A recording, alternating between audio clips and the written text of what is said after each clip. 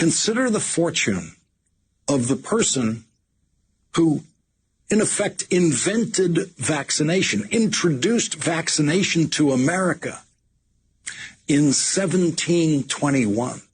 That has to be the biggest fortune in the history of medicine, right?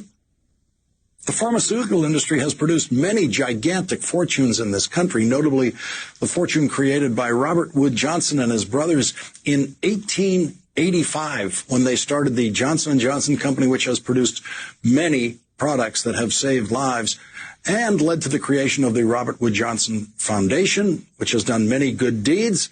And that fortune has provided for generation upon generation of some members of the class that used to be known as the idle rich.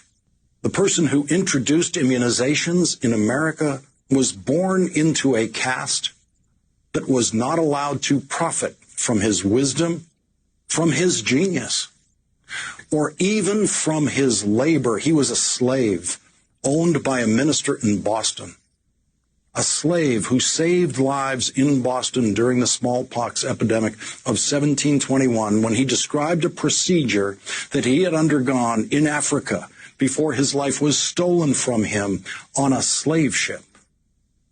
Pulitzer Prize winner Isabel Wilkerson tells this story in her new book, Caste: The Origins of Our Discontents. Quote, people in West Africa had discovered that they could fend off contagions by inoculating themselves with a specimen of fluid from an infected person.